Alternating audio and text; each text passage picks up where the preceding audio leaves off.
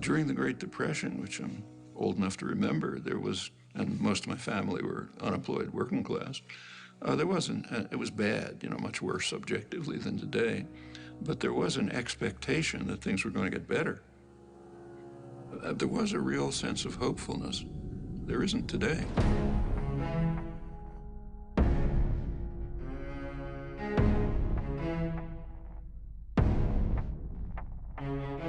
Inequality is really unprecedented. If you look at total inequality, it's like the worst periods of American history.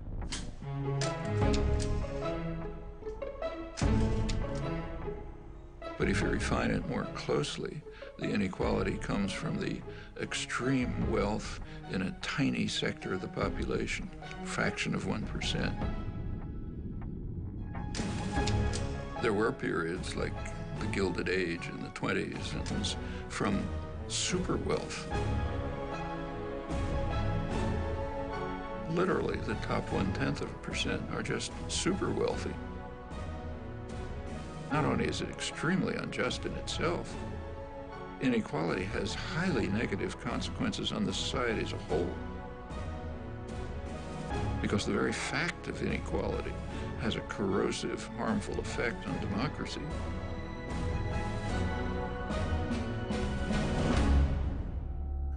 You opened by talking about the American dream. Part of the American dream is class mobility. You're born poor, you work hard, you get rich. It was possible for a worker to get a decent job, buy a home, get a car, have his children go to school. It's all collapsed.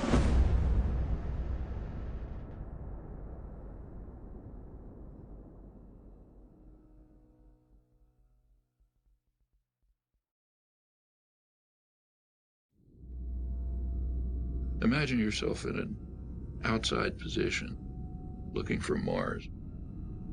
What do you see?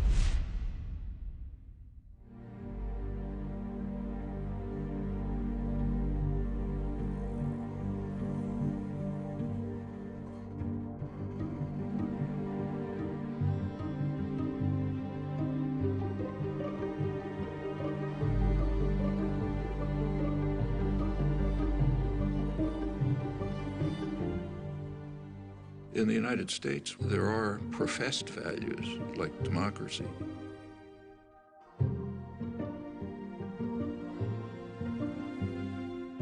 In a democracy, public opinion is going to have some influence on policy. And then the government carries out actions determined by the population. That's what democracy means.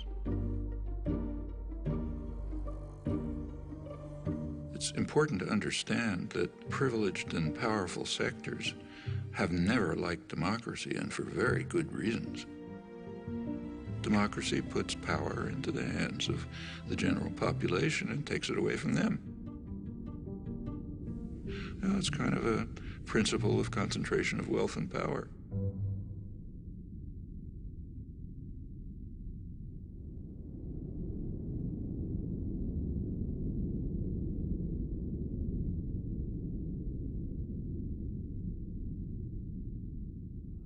Concentration of wealth yields concentration of power, particularly so as the cost of elections skyrockets, which kind of forces the political parties into the pockets of major corporations. And this political power quickly translates into legislation that increases the concentration of wealth. So fiscal policy like tax policy, deregulation, rules of corporate governance, and a whole variety of measures, political measures designed to increase the concentration of wealth and power, which in turn yields more political power to do the same thing. And that's what we've been seeing. So we have this kind of vicious cycle in progress.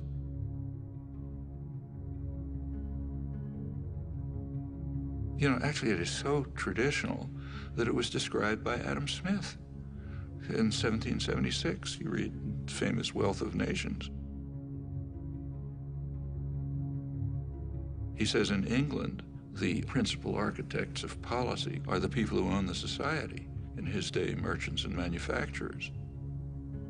And they make sure that their own interests are very well cared for, however grievous the impact on the people of England or others. Now, it's not merchants and manufacturers, it's financial institutions and multinational corporations. The people who Adam Smith called the masters of mankind. And they're following the vile maxim, all for ourselves and nothing for anyone else. They're just going to pursue policies that benefit them and harm everyone else. And in the absence of a general popular reaction, that's pretty much what you'd expect.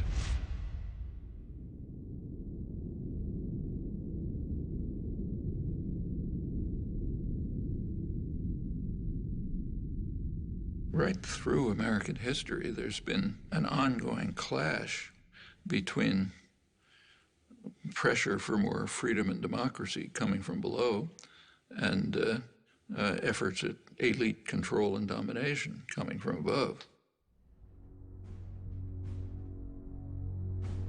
It goes back to the founding of the country. James Madison, the main framer, who was as much of a believer in democracy as anybody in the world that day, nevertheless felt that the United States system should be designed, and indeed, with his initiative, was designed, so that power should be in the hands of the wealthy, because the wealthy are the more responsible set of men.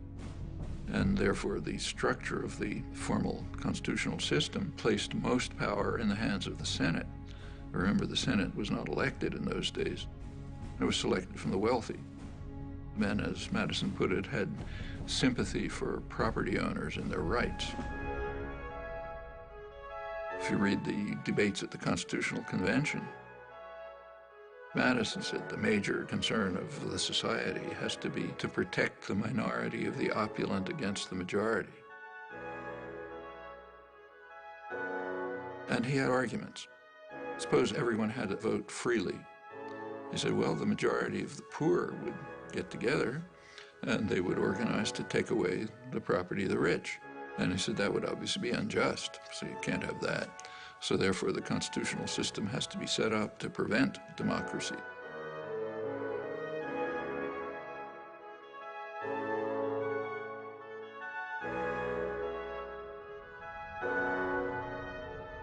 Which is of some interest that this debate has a hoary tradition, goes back to the first major book on political systems, Aristotle's Politics.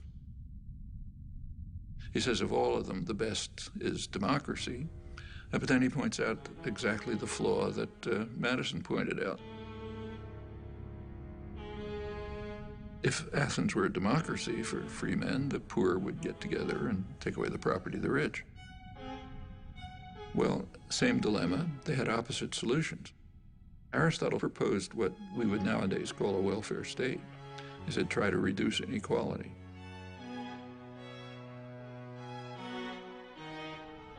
So, same problem, opposite solutions. One is reduce inequality, you won't have this problem. The other is reduce democracy.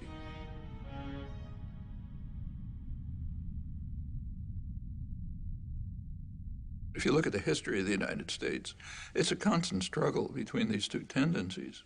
A democratizing tendency that's mostly coming from the population, pressure from below, and you get this constant battle going on, periods of regression, periods of progress.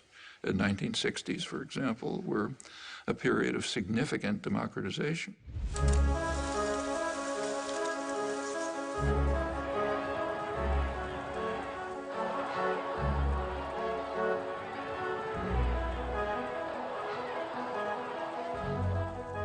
Sectors of the population that were usually passive and apathetic became organized, active, started pressing their demands.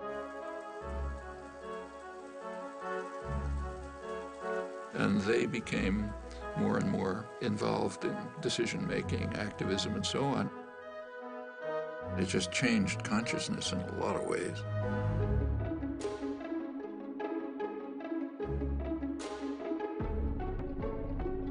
minority rights. If democracy means freedom, why are our people free? Right. If democracy means justice, why don't we have justice? Right. If democracy means equality, why don't we have equality? Women's rights.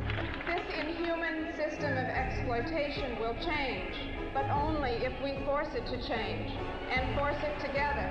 Concern for the environment. A unique day in American history is ending, a day set aside for a nationwide outpouring of mankind seeking its own survival. Opposition to aggression. I'd say to those who criticize us for the militancy of our dissent that if they are serious about law and order, they should first provide it for the Vietnamese people, for our own black people, and for our own poor people.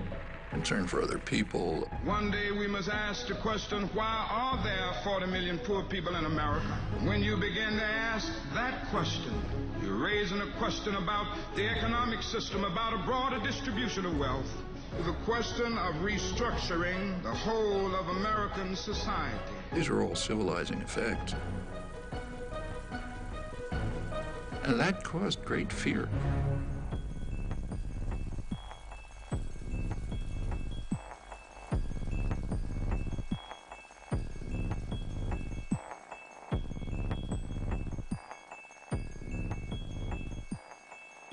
I hadn't anticipated the power of, I should have, but I didn't anticipate the power of the reaction to the civilizing effects of the 60s. I did not anticipate the strength of the reaction to it. The backlash.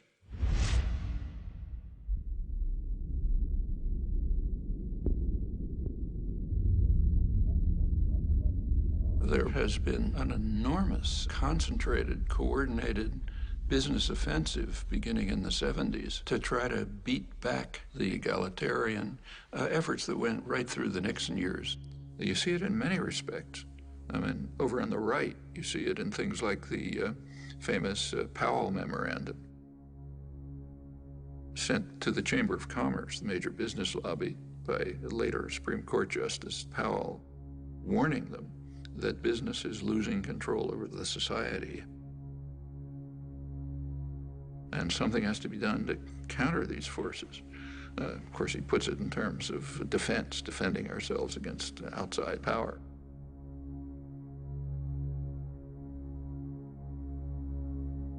But if you look at it, it's a call for business to use its control over resources to carry out a major offensive to beat back this democratizing wave. Over on the liberal side, there's something exactly similar. The first major report of the Trilateral Commission is concerned with this. It's called the Crisis of Democracy. Trilateral Commission is liberal internationalists. Their flavor is indicated by the fact that they pretty much staffed the Carter administration. They were also appalled by the democratizing tendencies of the 60s and thought we have to react to it. They were concerned that there was an excess of democracy developing. Previously passive and obedient parts of the population, what are sometimes called the special interest, were beginning to organize and try to enter the political arena. And they said that imposes too much pressure on the state. It can't deal with all these pressures. So therefore they have to return to passivity and become depoliticized. They were particularly concerned with what was happening to young people. The young people are getting too free and independent. None of us will begin any violence. Just as any violence, it will be because of the police. The way they put it, there's a failure on the part of the schools, the universities, churches, the institutions responsible for the indoctrination of the young. Their phrase, not mine.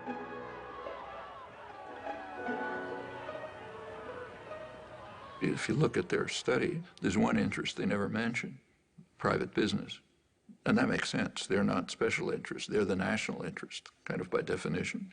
So they're okay. They're allowed to, have lobbyists buy campaigns, staff the executive, make decisions. That's fine.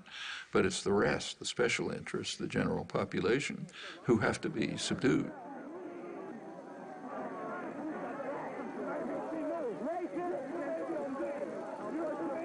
Well, that's the spectrum. It's the kind of ideological level of the backlash. But the major backlash, which was in parallel to this, was just redesigning the economy.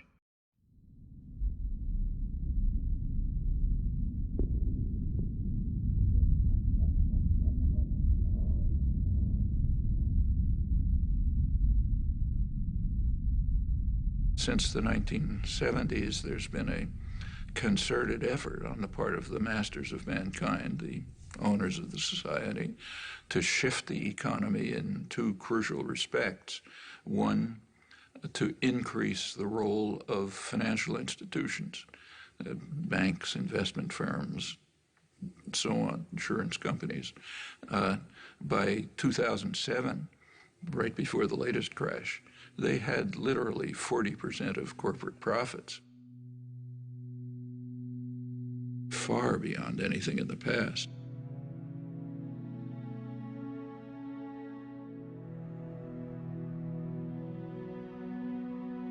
Back in the 1950s, as for many years before, the United States economy was based largely on production. The United States was the great manufacturing center of the world.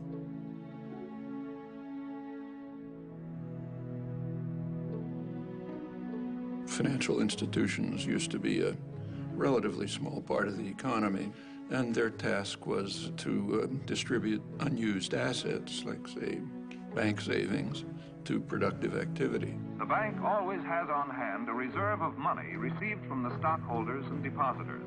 On the basis of these cash reserves, a bank can create credit. So besides providing a safe place for depositing money, a bank serves a community by making additional credit available for many purposes.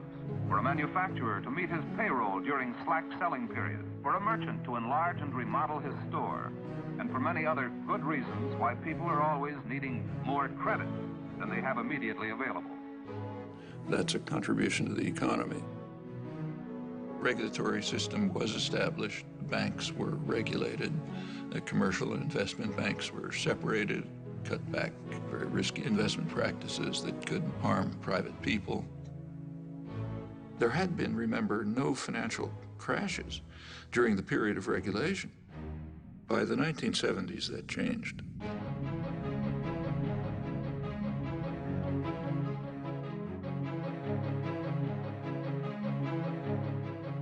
You started getting a huge increase in the flows of speculative capital, just astronomically increased.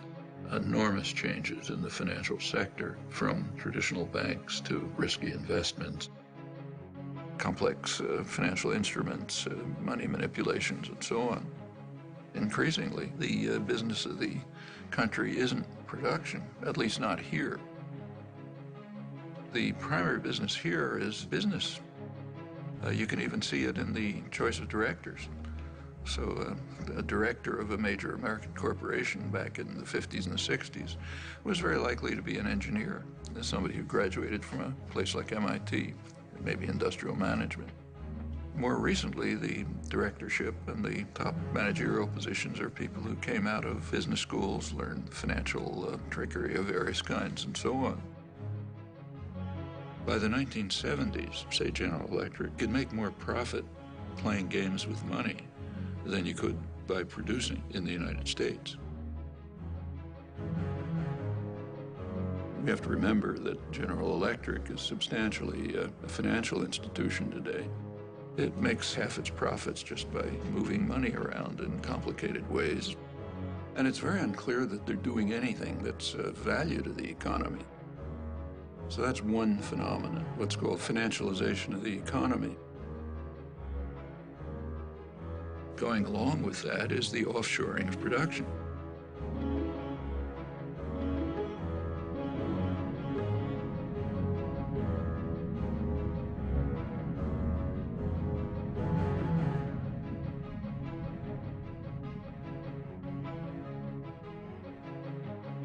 The trade system was reconstructed with a very explicit design of putting working people in competition with one another all over the world. And what it's led to is a reduction in the share of income on the part of working people. been particularly striking in the United States, but it's happening worldwide. It means that an American worker is in competition with a super exploited worker in China. Meanwhile, highly paid professionals are protected. They're not placed in competition with the rest of the world, far from it. And of course, capital is free to move. Workers aren't free to move. Labor can't move, but capital can. Well, again, going back to the classics, like Adam Smith, as he pointed out, free circulation of labor is the foundation of any free trade system. But workers are pretty much stuck. The wealthy and the privileged are protected, so you get obvious consequences, and they're recognized, and in fact praised. Policy is designed to increase insecurity. Alan Greenspan, when he testified to Congress, he explained his success in running the economy as based on what he called greater worker insecurity. Atypical restraint on compensation increases has been evident for a few years now. But as I outlined in some detail in testimony last month, I believe that job insecurity has played the dominant role. Keep workers insecure, they're going to be under control. They are not going to ask for, say, decent wages or decent working conditions or the opportunity of free association, meaning unionize. Now, for the masters of mankind, that's fine. They make their profits. But for the population, it's devastating. Well, these two processes, financialization and offshoring, are part of what led to the vicious cycle of concentration of wealth, concentration of power.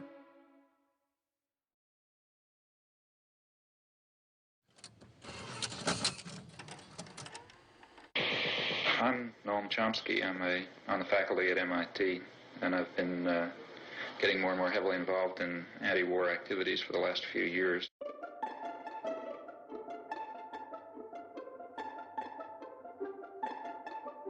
Noam Chomsky has made two international reputations. The widest is as one of the national leaders of American resistance to the Vietnam War. The deepest is as a professor of linguistics who, before he was 40 years old, had transformed the nature of his subject. You are identified with the New Left, whatever that is. You certainly have been an activist as well as a writer. Professor Noam Chomsky is listed in anybody's catalog as among the half-dozen top heroes of the New Left. This standing he achieved by adopting over the past 2 or 3 years a series of adamant positions projecting at least American foreign policy, at most America itself.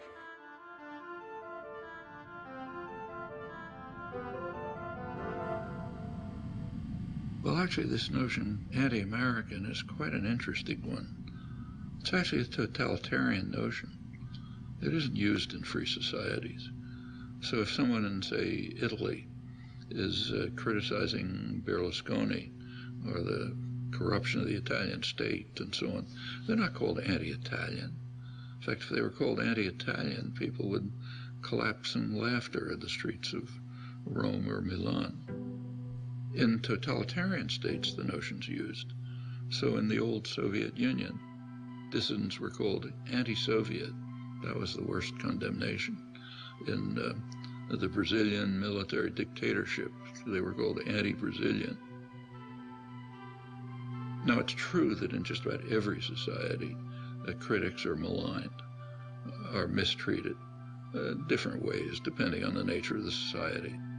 Like in the Soviet Union, say, Václav Havel would be imprisoned. In a U.S. dependency like El Salvador at the same time, his counterparts would have their brains blown out by U.S.-run state terrorist forces. In other societies, they're just condemned or vilified and so on. And in the United States, one of the terms of abuse is anti-American. There's a couple of others, like, Marxist. There's an array of terms of abuse. But in the United States, you have a very high degree of freedom. And so if you're vilified by some commissars, who cares? You go on and do your work anyway. These concepts only arise in a culture where if you criticize state power, and by state I mean more generally, not just government, but state corporate power, if you criticize concentrated power, you're against the society, you're against the people. That's quite striking that it's used in the United States. In fact, as far as I know, the only democratic society where the concept isn't just ridiculed. And it's a sign of elements of the elite culture which are quite ugly.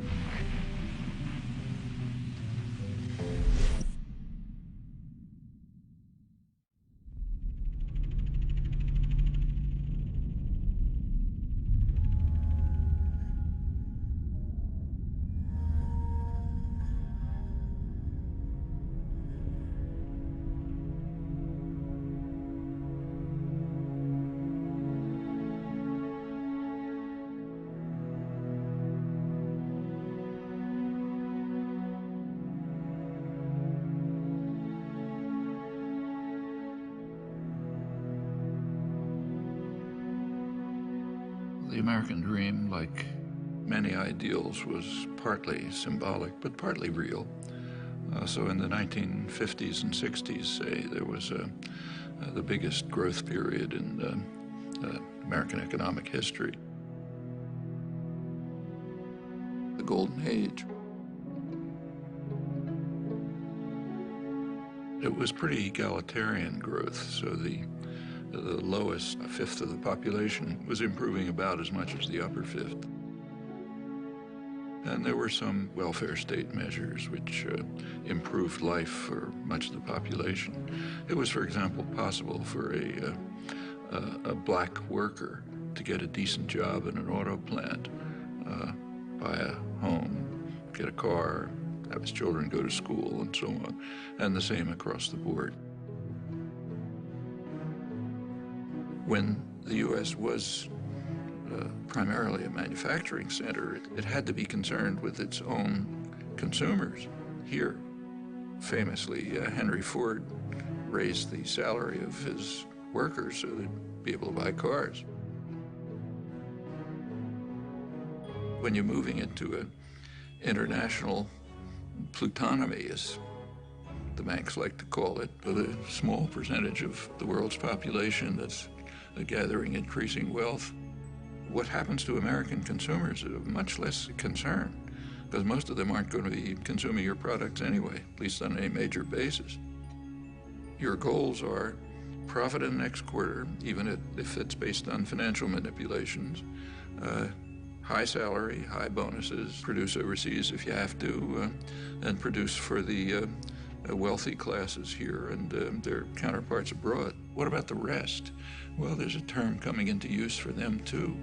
They're called the precariat, precarious proletariat, the working people of the world who live increasingly precarious lives.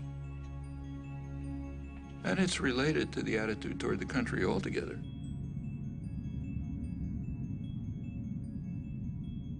During the period of great growth of the economy, 50s and the 60s, but in fact earlier, taxes on the wealthy were far higher.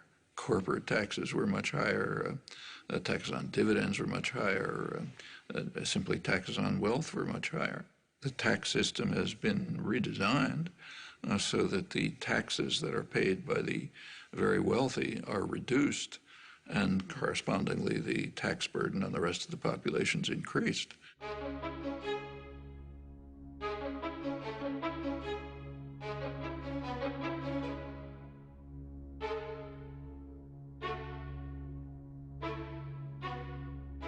Now the shift is towards trying to keep taxes just on wages and on consumption, which everyone has to do, not say on dividends, which only go to the rich. The numbers are pretty striking.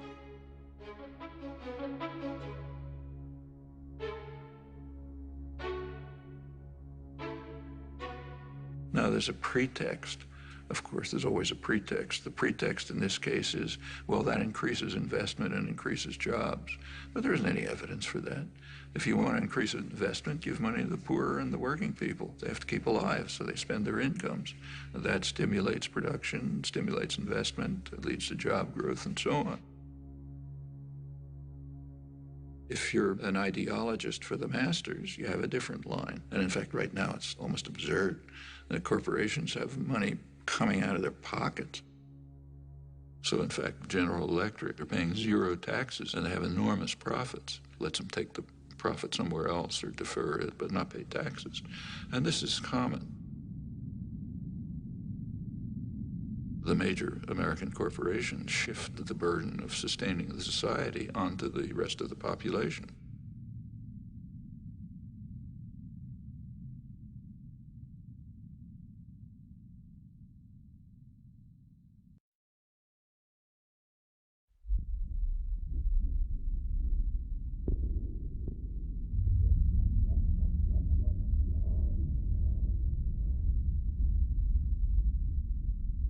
Solidarity is quite dangerous. From the point of view of the masters, you're only supposed to care about yourself and not about other people. This is quite different from the people they claim are their heroes, like Adam Smith, who based his whole approach to the economy on the principle that sympathy is a fundamental human trait. But that has to be driven out of people's heads. You got to wait for yourself, follow the Weil maxim, don't care about others. Which is okay for the rich and powerful, but is devastating for everyone else. Well, you know, it's taken a lot of effort to try to drive these basic human emotions out of people's heads. And we see it today in policy formation. For example, in the attack on Social Security. Social Security is based on a principle. It's based on a principle of solidarity. Solidarity, caring for others.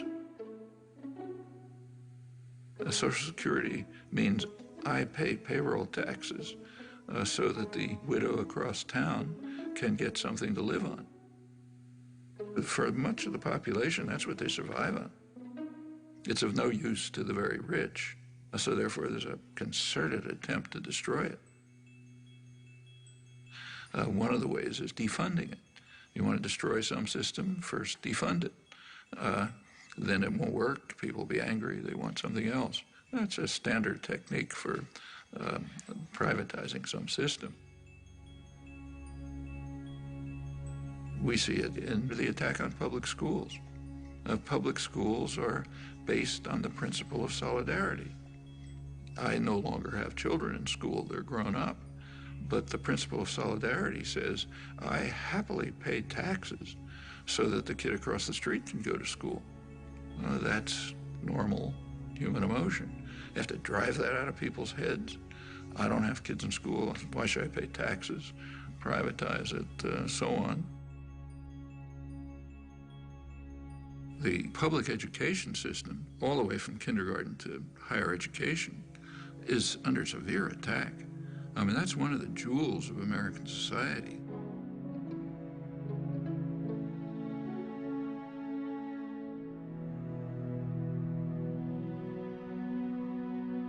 You go back to the golden age again, the great growth period in the 50s and 60s. A lot of that is based on free public education. One of the results of the Second World War was the GI Bill of Rights, which enabled veterans, and remember that's a large part of the population, and to go to college. They wouldn't have been able to otherwise. They essentially got free education. Where a community, state, or nation courageously invests a substantial share of its resources in education, the investment invariably is returned in better business and a higher standard of living. The U.S. was way in the lead in developing extensive mass public education at every level. By now, more than half the states, most of the funding for the colleges comes from tuition, not from the state. That's a radical change, and that's a terrible burden on students. It means that students, if they don't come from very wealthy families, they're going to leave college with big debts. And if you have a big debt, you're trapped. I mean, Maybe you wanted to become a public interest lawyer, but you're going to have to go into a corporate law firm to pay off those debts. And by the time you're part of the culture, you know, you're not going to get out of it again. And that's true across the board. In the 1950s, it was a much poorer society than it is today, but nevertheless could easily handle essentially free mass higher education. Today, a much richer society claims doesn't have the resources for it. That's just what's going on right before our eyes. It's the general attack on principles that, I mean, not only are they humane, they're the basis of the prosperity and health of this society.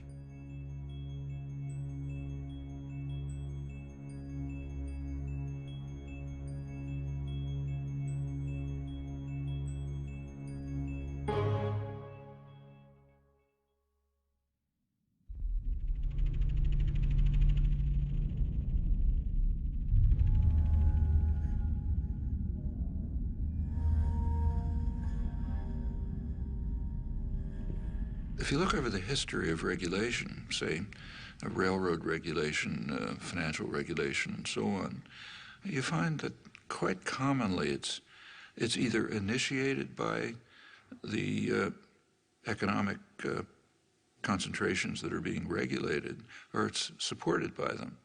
And the reason is because they know that sooner or later they can take over the regulators. And it ends up with what's called regulatory capture. The business being regulated is in fact running the regulators.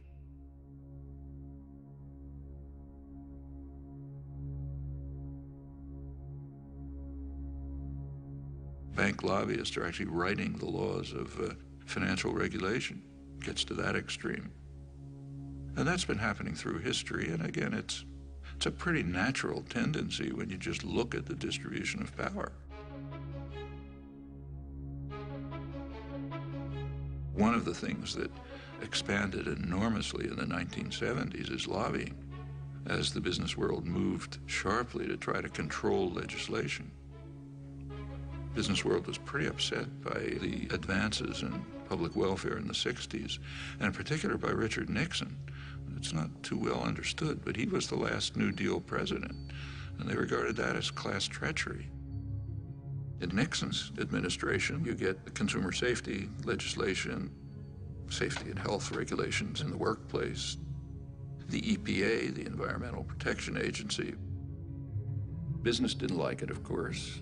They didn't like the high taxes, they didn't like the regulation, and they began a coordinated effort to try to overcome it. Lobbying sharply increased. Deregulation began with a real ferocity. There were no financial crashes in the 50s and the 60s because the regulatory apparatus of the New Deal was still in place. As it began to be dismantled under business pressure and political pressure, you get more and more crashes.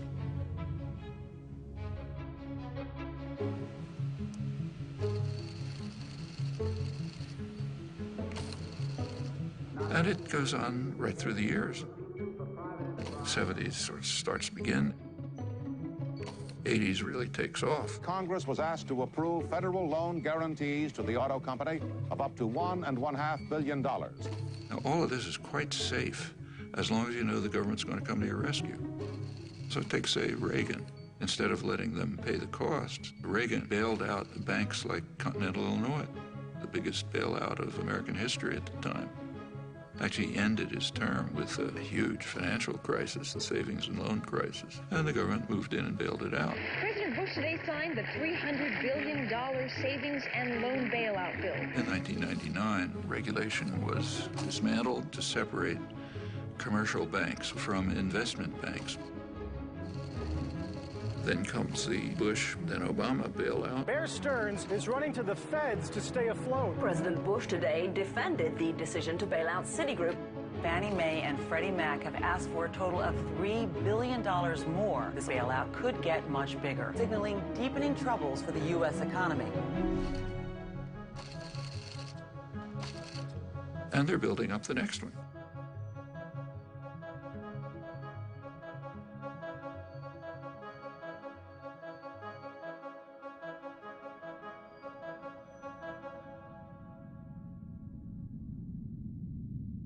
Each time, the taxpayer is called on to bail out those who created the crisis, increasingly the major financial institutions. In a capitalist economy, you wouldn't do that. In a capitalist system, that would wipe out the investors who made risky investments. But the rich and powerful, they don't want a capitalist system. They want to be able to run to the nanny state as soon as they're in trouble and get bailed out by the taxpayer. That's called too big to fail. I mean, there are Nobel laureates in economics who significantly disagree with the course that we're following. People like Joseph Stiglitz, Paul Krugman, others. None of them were even approached. The people picked to fix the crisis were those who created it. The Robert Rubin crowd, the Goldman Sachs crowd, they created the crisis, are now more powerful than before. Is that accident?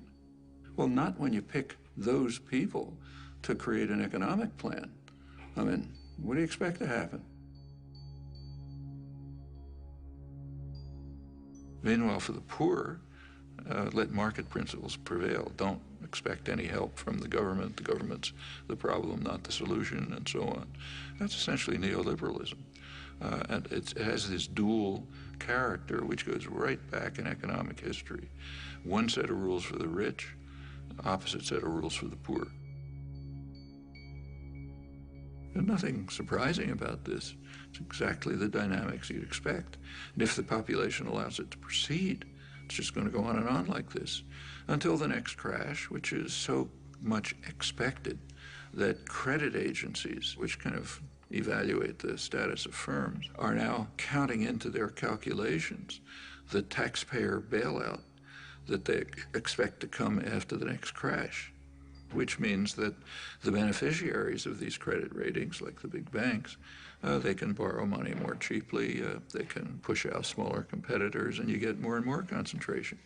Everywhere you look, policies are designed this way, which should come as absolutely no surprise to anyone. That's what happens when you put power into the hands of a narrow sector of wealth, which is dedicated to increasing power for itself, just as you'd expect.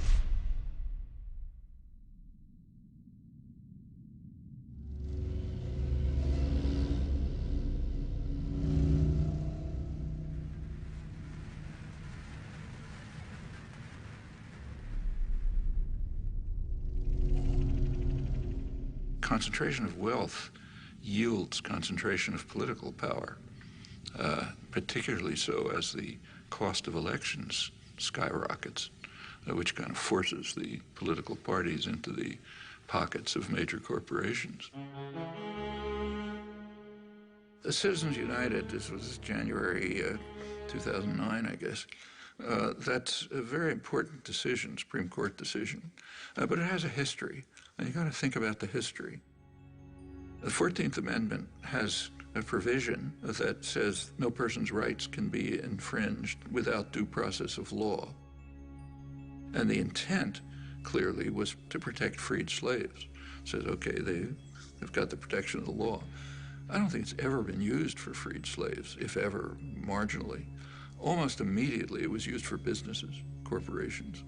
Their rights can't be infringed without due process of law. So they gradually became persons under the law.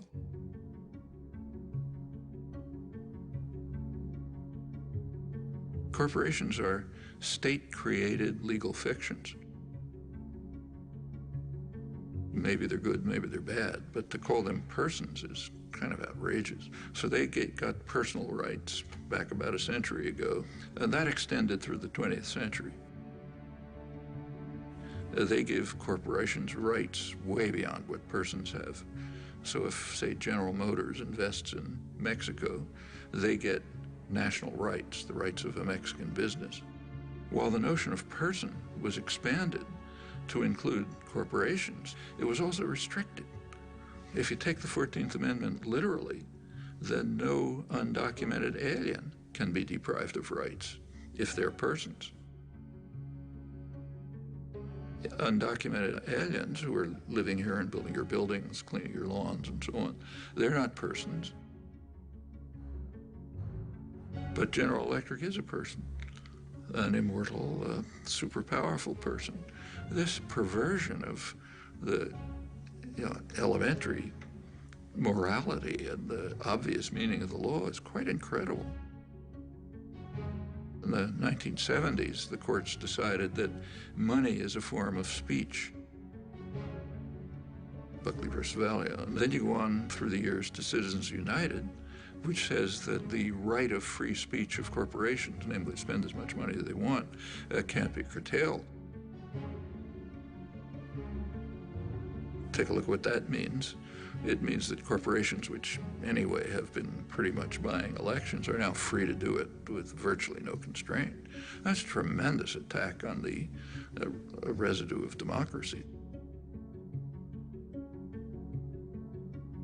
It's very interesting to read the rulings, like Justice Kennedy's swing vote. His ruling said, well, look, after all, CBS is given freedom of speech. They're a corporation. Why shouldn't General Electric be free to spend as much money as they want? I mean, it's true that CBS is given freedom of speech, but they're supposed to be performing a public service. That's why. That's what the press is supposed to be. General Electric is just trying to make money for the chief executive and some of the shareholders. It's an incredible decision, and it puts the country in a position where business power is greatly extended beyond what it always was. This is part of that vicious cycle.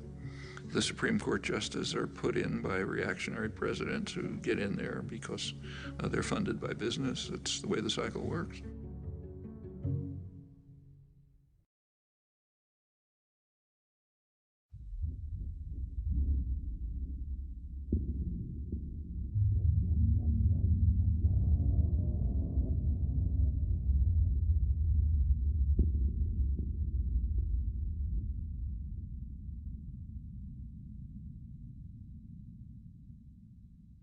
There is one organized force which traditionally, plenty of flaws, but with all its flaws, it's been in the forefront of efforts to improve the lives of the general population. That's organized labor. It's also a barrier to corporate tyranny. So it's the one barrier to this vicious cycle going on, which does lead to corporate tyranny.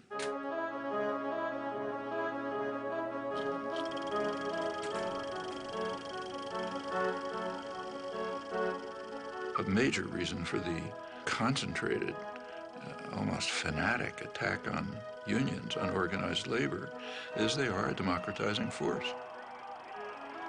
They provide a barrier that defends workers' rights, but also popular rights generally.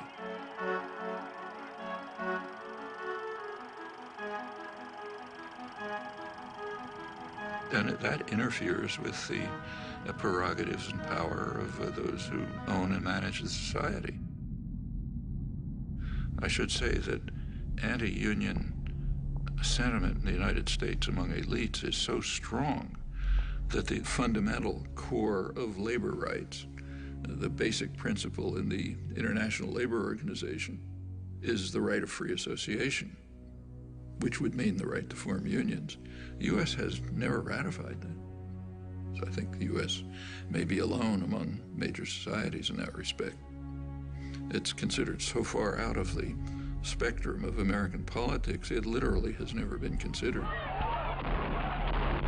Remember that the U.S. has a long and very violent labor history as compared with comparable societies.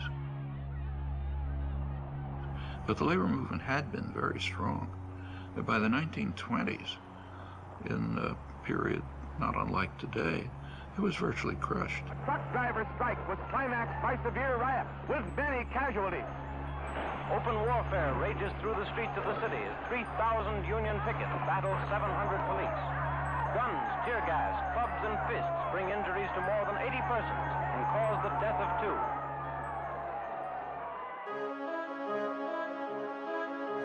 2. By the mid-30s, it began to reconstruct.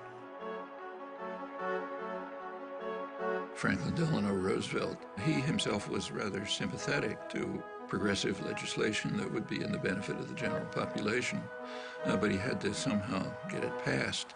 So he informed labor leaders and others, force me to do it. What he meant is go out and demonstrate, organize, protest, develop the labor movement. When the popular pressure is sufficient, I'll be able to put through the legislation you want. I am not for a return to that definition of liberty under which for many years a free people were being gradually regimented into the service of a privileged few. I prefer that broader definition of liberty. So there was a kind of a combination of a sympathetic government and, by the mid-30s, very substantial popular activism. There were industrial actions, there were sit-down strikes, which were very frightening to ownership. You have to recognize a sit-down strike is just one step before saying, we don't need bosses, we can run this by ourselves.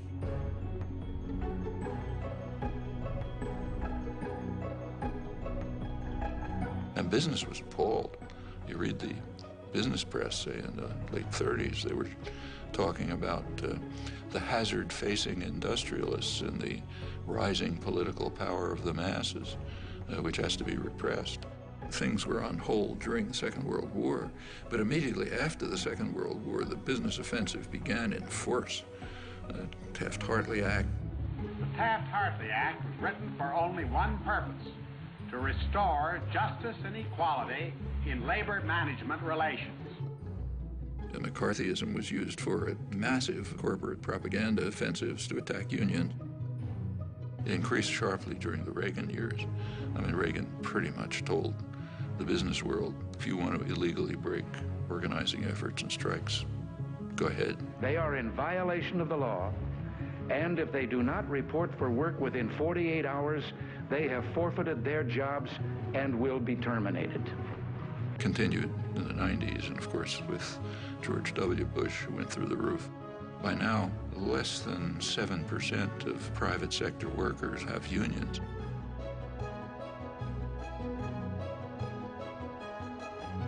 The effect is that the usual counterforce to an offensive by our highly class-conscious business class has dissolved.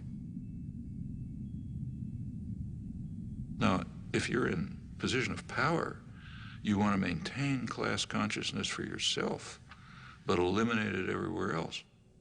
You go back to the 19th century, in the early days of the Industrial Revolution in the United States, working people were very conscious of this. They, in fact, overwhelmingly regarded wage labor as not very different from slavery, different only in that it was temporary. In fact, it was such a popular idea, that was a slogan of the Republican Party. Well, that was a very sharp class consciousness. In the interests of power and privilege, it's good to drive those ideas out of people's heads. You don't want them to know that they're an oppressed class. So this is one of the few societies in which you just don't talk about class. In fact, the notion of class is very simple. Who gives the orders, who follows them? That basically defines class. It's more nuanced and complex, but that's basically it.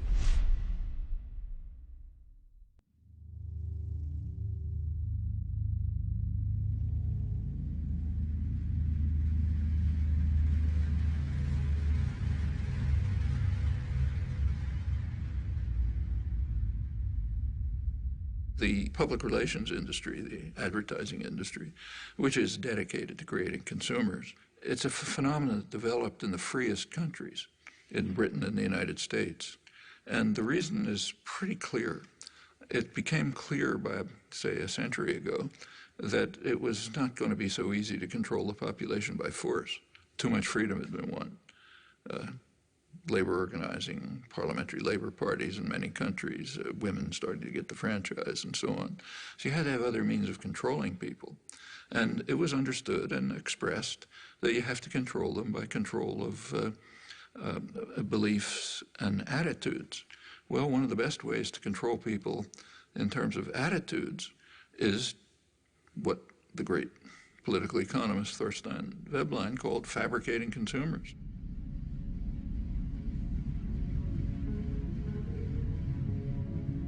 If you can fabricate wants, make obtaining things that are just about within your reach the essence of life, they're going to be trapped into becoming consumers.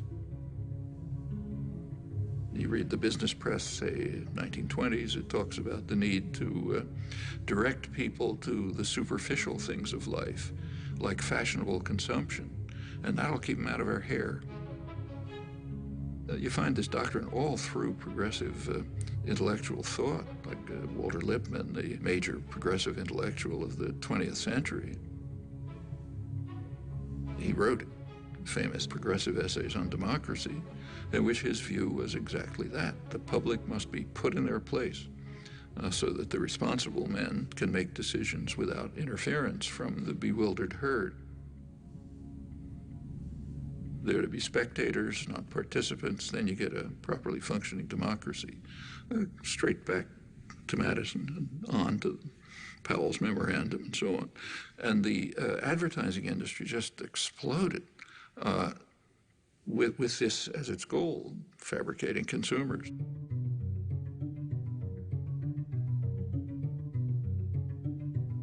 And it's done with great sophistication. You don't see many wild stallions anymore. He's one of the last of a wild and very singular breed. Come to Marlboro country. The ideal is what you actually see today, where, let's say, teenage girls, if they have a free Saturday afternoon, will go walking in the shopping mall, not to the library or somewhere else. The idea is to try to control everyone, to turn the whole society into the perfect system. Perfect system would be a society based on a dyad, a pair. The pair is you and your television set, or maybe now you and the internet, in which that presents you with what the proper life would be, what kind of gadgets you should have. And you spend your time and effort gaining those things which you don't need and you don't want, and maybe you'll throw them away. But that's the measure of a decent life. What we see is in, say, advertising on television. If you've ever taken an economics course, you know that markets are supposed to be based on informed consumers making rational choices. Well, if we had a system like that, a market system, then a television ad would consist of, say, General Motors putting up information saying, here's what we have for sale. That's not what an ad for a car is. An ad for a car is a football hero, an actress, the car doing some crazy thing like going up a mountain or something. The point is to create uninformed consumers who will make irrational choices. That's what advertising is all about. And when the same institutions, PR system, runs elections, they do it the same way.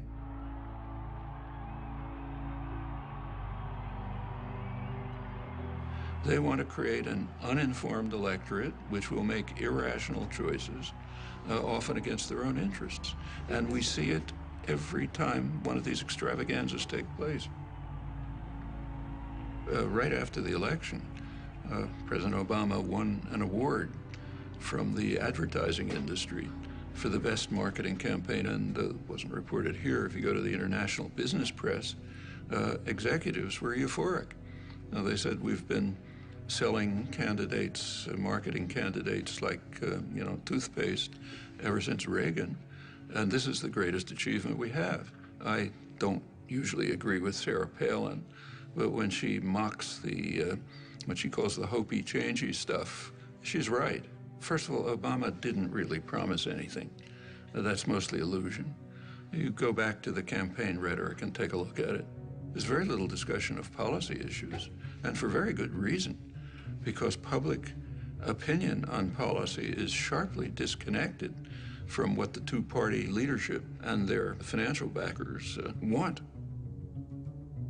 Policy, more and more, is focused on the private interests that fund the campaigns, with the public being marginalized.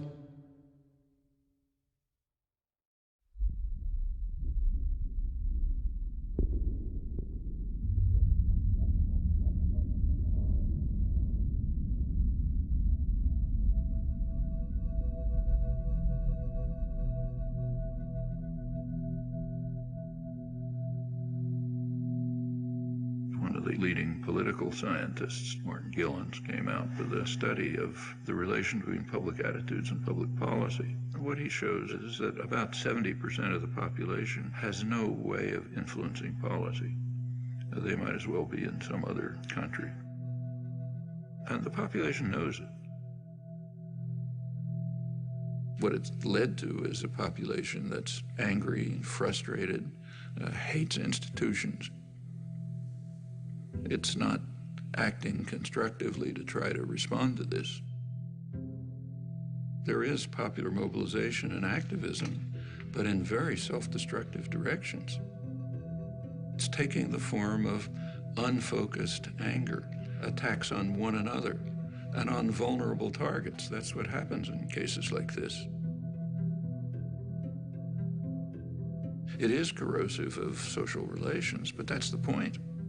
The point is to make people hate and fear each other and look out only for themselves and don't do anything for anyone else. One place you see it strikingly is on April 15th. April 15th is kind of a measure, the day you pay your taxes, of how democratic a society is. If a society is really democratic, April 15th would be a day of celebration. It's a day when the population gets together, decides to fund the programs and activities that they have formulated and agreed upon. What could be better than that? So you should celebrate it. It's not the way it is in the United States. It's a day of mourning. It's a day in which some alien power, has nothing to do with you, is coming down to steal your hard-earned money. And you do everything you can to keep them from doing it. Well, that is a kind of a measure of the extent to which, at least in popular consciousness, democracy is actually functioning. Not a very attractive picture.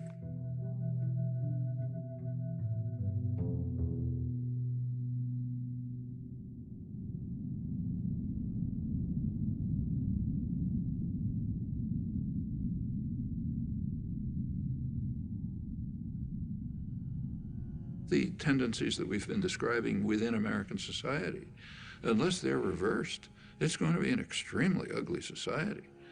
A society that's based on Adam Smith's vile maxim, all for myself, nothing for anyone else.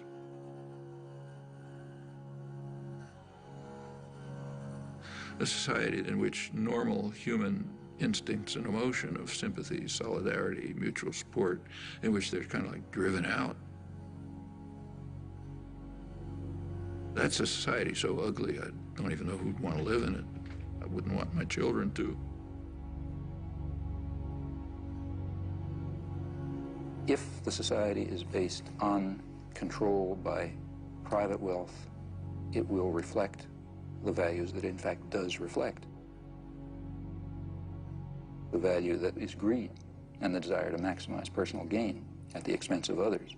Now, any society, maybe a small society based on that principle is ugly, but it can survive. A global society based on that principle is headed for massive destruction.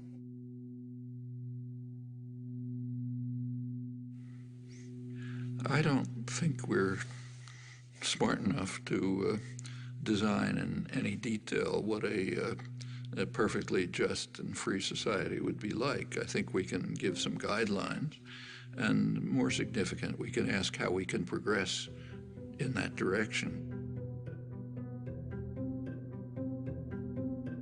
John Dewey, the leading social philosopher in the late 20th century, he argued that until all institutions, production, commerce, media, unless they're all under participatory democratic control, we will not have a functioning democratic society. As he put it, policy will be the shadow cast by business over society. Well, that's essentially true. Where there are structures of authority, domination, and hierarchy, somebody gives the order, somebody takes them, they are not self-justifying. They have to justify themselves. They have a burden of proof to meet.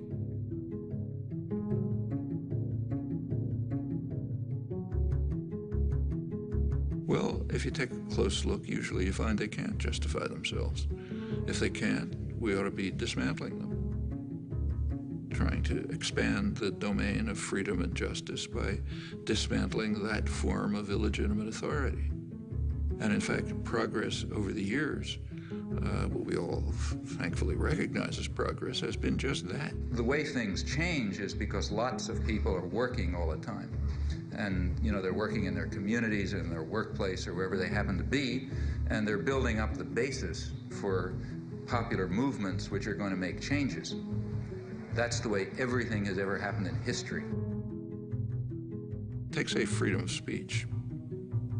One of the real achievements of American society. It's first in the world in that. It's not in the Bill of Rights. It's not in the Constitution. Freedom of speech issues began to come to the Supreme Court in the early 20th century. The major contributions came in the 1960s. One of the leading ones was a case involving the civil rights movement. Well, by then you had a mass popular movement which was demanding rights, refusing to back down. And in that context, the Supreme Court did establish a pretty high standard of freedom of speech. Or take, say, women's rights. Women also began identifying oppressive structures, refusing to accept them, bringing other people to join with them. Well, that's how rights are won. To a non-trivial extent, I've also spent a lot of my life in activism. I mean, that doesn't show up publicly, but yeah. Actually, I'm not terribly good at it. I'm not the greatest organizer.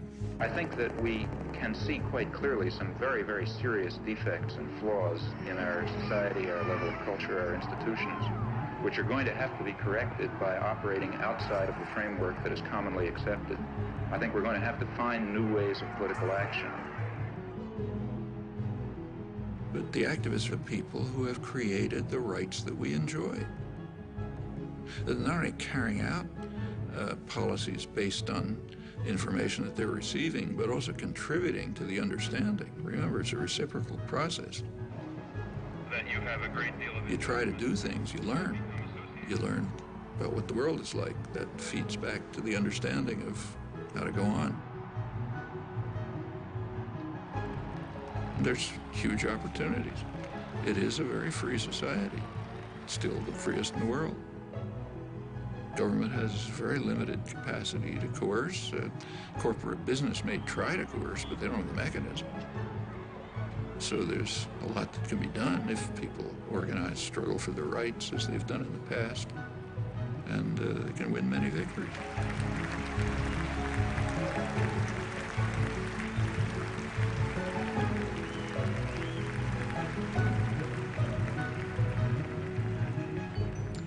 Well, my close friend for many years, late Howard Zinn,